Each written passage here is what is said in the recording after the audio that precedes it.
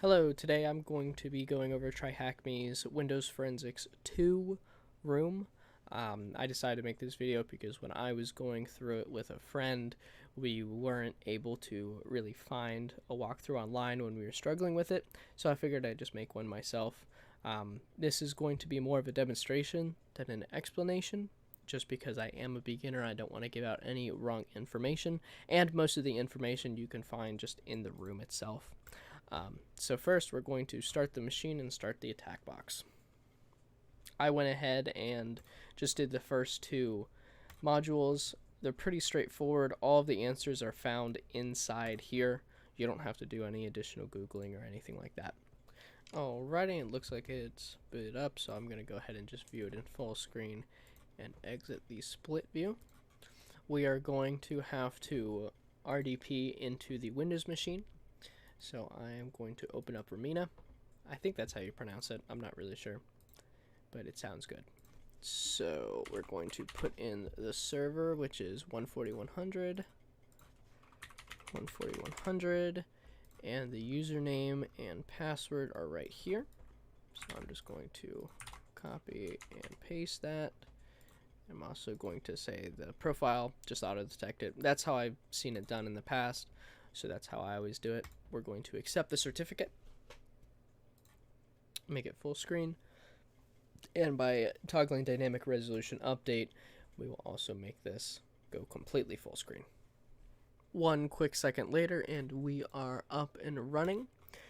You can go through this. I assume that you're literate. What we're interested in is getting these answers. I went ahead and did one already. Don't worry about it. So what we have to do first is we have to open an elevated command prompt. That's easy. Just type cmd into the search bar, right click, and run as administrator. Click yes, and it'll open up. It wants us to navigate to this directory. So we can go ahead and just Control-C to copy that, CD, and paste it in.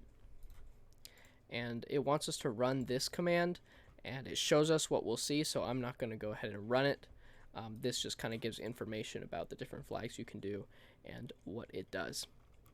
What we are interested in is this command, because this is the command that we're going to use to answer these questions. So I'm just going to go ahead and copy that and paste it in. A quick breakdown. This is loading the executable. -F, if you look up here, is the file that we're going to process. Then you have to specify what the actual file is, the path to it. This indicates that we are going to be saving a CSV, and then this is going to be the path to the CSV. I'm going to go ahead and make a new folder where we're just going to kind of put all of our exports. I'm just going to call it THM, and copy that. Go here. I did a control backspace that removes that whole thing. It just makes it a little bit faster. Put that in. And we want to parse the MFT files that are placed at this location. We want to analyze it, and we want to know what the size of the file located here is.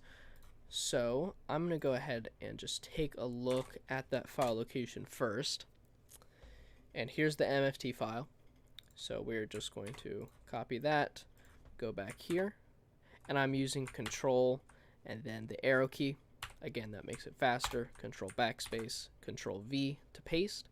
Since we're looking for a specific file, we have to add on that file that we're looking for, and we are looking for the $MFT. So we're putting that here. So this is the whole command that you're going to run. Then just go ahead and run it. Alrighty, it finished, and it saved it exactly where we specified it to. If you go ahead and just open this up, it's not going to be able to find a program. Normally you'd open like a CSV with a program like Excel. This is hideous to look at. So we are going to go into the Easy Tools and Easy Viewer and boot that up. And we are going to open the CSV file from Easy Viewer. Alrighty, it went ahead and opened. So we are going to open that output file. Alrighty. Opening that up, we want to see the size of the file located here. So the fastest way to do that, instead of just looking through all of this data, is to do a Control F, and then Windows Security Logs, I believe. Windows Security Logs. Yep. And I'm just going to do Find Next. Alrighty, let's see what this shows. Security Logs. And we are looking for specifically SCE Setup Log. That's upgrade, so let's find Next again. There it is. Yep, that's the setup log. And I believe this is the column. Yep, file size 49152, 49152. And now we have to find the size of the cluster for the volume from which the triage was taken. I believe this is in the boot. Yep, we have to parse the boot file. So it's going to be the same exact process as what we did for MFT, except this time we're going to be parsing the boot file. So if you just click the up arrow, we can just alter this to say boot and run that. Alright, it finished. And once again, we're going to open up Easy Viewer. And we're going to go to the folder where it exported. And again, we can tell that it's the correct file because it has $boot. And we have to find the size of the cluster. And right here it says cluster size 4096. So 4096. That is correct. On to the next task. Again, you can read through this. It looks like we're going to be recovering the files using Autopsy. And that is... no, I just want to minimize. That was chilling on the desktop right here. So let's go ahead and open up Autopsy. This is kind of nice because they actually walk you through exactly what you need to do here. And we have to find the XLSX and the TXT file that was deleted, and then we have to recover the text file. So to use Autopsy, you're going to double click a new case. It's a little slow on my side, but again, with the power of editing, you guys don't have to deal with it. And then you can name the case whatever you want. I'm just going to name it THM01. And we have to put it into a directory. And again, I'm just going to put it into the folder that we created earlier. We're going to use single user mode. Multi-user mode is for if multiple people are editing at the same time. And we're going to click Next. And then this is all optional info. I'm just going to do case number 01. It doesn't necessarily matter. Or click Finish. Alrighty, and once it's finally loaded, you'll come to this page. In this case, we're just going to generate a new host name, and we're going to be grabbing it from a disk image or VM file, so go ahead and just click this. We're going to click Next, and the path, I believe, is we will be grabbing it from the USB.001 that's on the desktop. So we just go to desktop, USB 001. This doesn't necessarily matter in our case, but you can change the time zone. It doesn't matter for us though. And we're going to deselect all on this, otherwise it's going to take an incredibly long time. This isn't a full room on Autopsy, however I will link a video to a really good one that I found online. And we'll click Next. Alright, files are being analyzed. We click Finish. And we can maximize this. And it wants us to find those deleted files. The easiest way is to just click the plus sign and the deleted files are right here. However, what it shows in the screenshots is it shows us going to the data source, the USB, the USB.001, and just click on that and then scrolling down, and anything with this X means that it was deleted. I like just going here because it's faster. So both of these are TryHackme and TryHackme 2. So the full name of this file is tryhackme.slxs, and this one was tryhackme2.txt. And now we have to recover this text file, which is actually really simple. All you have to do is just click it, right click, and then do extract file, and then pick a pathway where you want that extracted file to go. I'm going to put it in the THM folder. that we made. It was extracted. Let's open up the File Explorer, go to THM, TryHackme, and there it is. We have recovered that deleted file. Easy enough. Let's go to the next task. This is going to be using prefetch files, it looks like, or looking into prefetch files. Again, go ahead and read this and learn it. This is more of a demonstration. We want to see how many times gcape.exe was executed, and to do that we're going to be looking at the prefetch files, because that's the prefetch files will give us that data. So we have to use the prefetch files that are from this folder. If you just go up to here, which is where the prefetch files are located, you won't find this file, and I can actually just demonstrate that very quickly. If you just go straight up to this directory and like gcape, you'll see that gcape is not here. You have to go to this prefetch, and then that's where it'll be.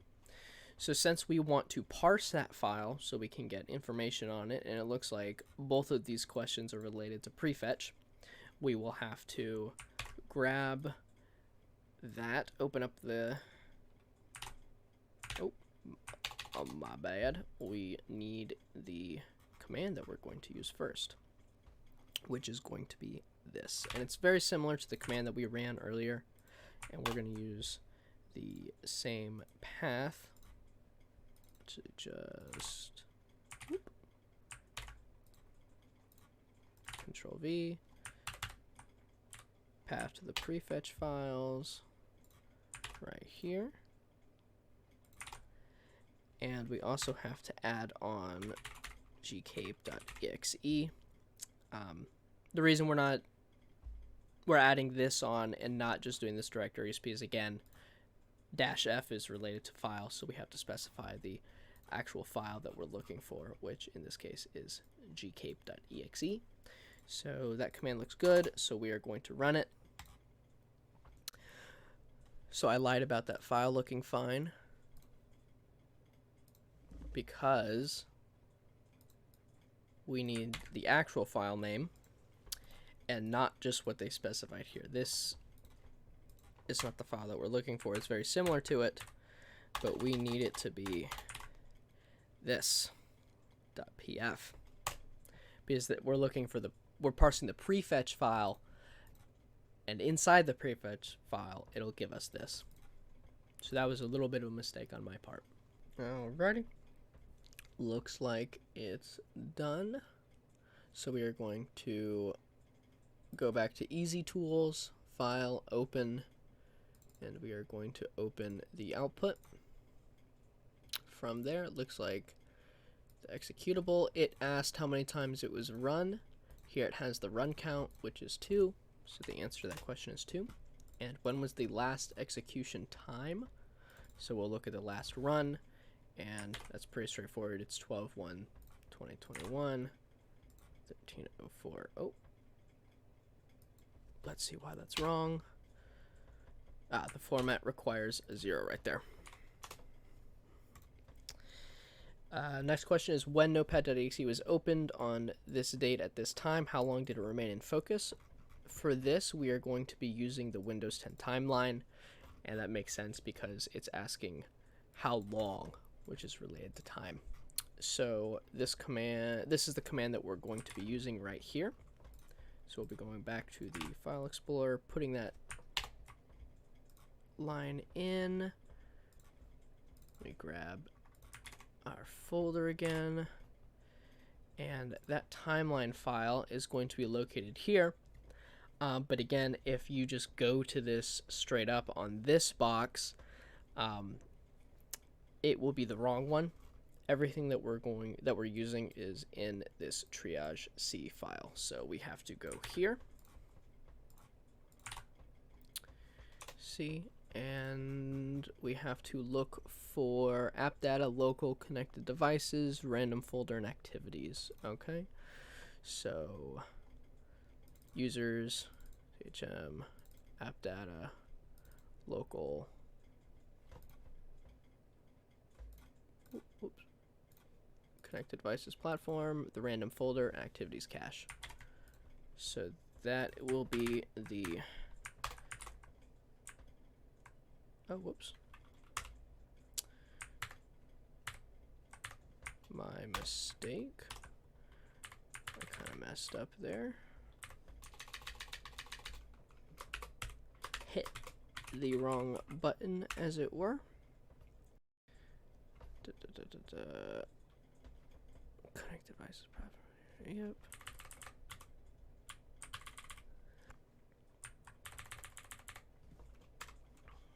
Slash. We're looking for activities cache. .db because we're looking at the database. That looks good.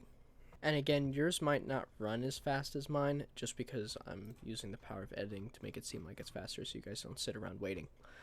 So it looks like it exported it. Makes sense to me. Let's go ahead and open it up. Let's look at the activity. Looks like we got a good bit of data here. So we are looking for notepad.exe on 11/30/21 at 10:56.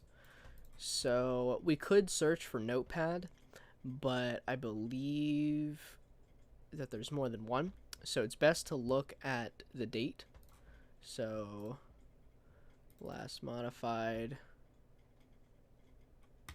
10:56, 10:56. And that's the notepad. So we need to find how long did it remain in focus, and the duration was 41 seconds. All right, and what program was used to open this? I believe this is going to be using the jump lists. It is, and again, this is the folder location. So let's go ahead and switch up and find that location first. It's going to be an automatic destinations, it seems. So let's find that path. Let's see, users, THM, app data, roaming, Microsoft, Windows, recent, automatic destinations. And it looks like we have multiple here. So what we could do is we could do what we've been doing so far and using -F. However, that is going to become very tiresome very fast in case we can't find it. So we are going to parse the entire directory. So we're going to be using this command and we're going to alter it a little bit.